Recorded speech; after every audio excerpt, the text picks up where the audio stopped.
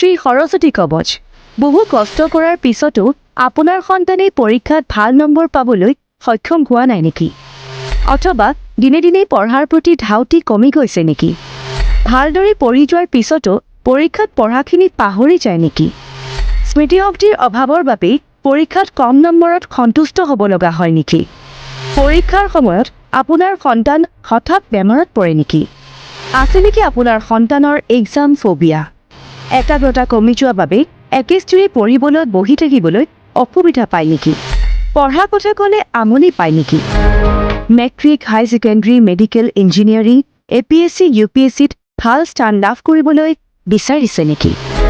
যদি আপুনি বা আপোনাৰ সন্তানে পৰীক্ষাত ভাল স্থান দখল কৰিবলৈ বিচাৰিছে, তেন্তে সৰস্বতী কবচ আপোনাৰ বাবে হৈ পৰিব অতিকৈ উৎকৃষ্ট উপায়। এই কবচে স্মৃতিশক্তি, একাগ্ৰতা, মনোযোগ বৃদ্ধি কৰিবলৈ সহায় কৰিব। আমি সগৌৰৱেৰে কওঁ, এই কবচ ব্যৱহাৰ কৰি ইতিমধ্যে বহু পৰীক্ষাৰ্থীয়ে সুফল লাভ কৰাৰ লগতে কষ্টৰ উচিত ফলাফল লাভ কৰিছে।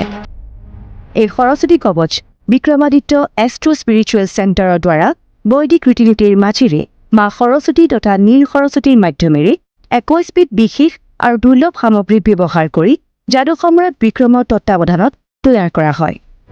এই কবচ ব্যৱহাৰ কৰি অভিভাৱকসকলে সন্তানৰ ফলাফল দেখি অনাবিল আনন্দ প্ৰাপ্ত কৰিছে। স্মৃতিশক্তি বৃদ্ধিৰ ক্ষেত্ৰত এই সৰস্বতী কবচৰ এক বিশেষ অৱদান আছে। এই কবচ পৰিধান কৰা সকলে ভবাতকৈ বেছি ভাল ফলাফল লাভ কৰিবলৈ সক্ষম হৈছে। আজিয়েই আপোনালোকে বিক্ৰমাদিত্য এষ্ট্ৰো স্পিৰিচুৱেল চেণ্টাৰলৈ গৈ যোগাযোগ কৰক।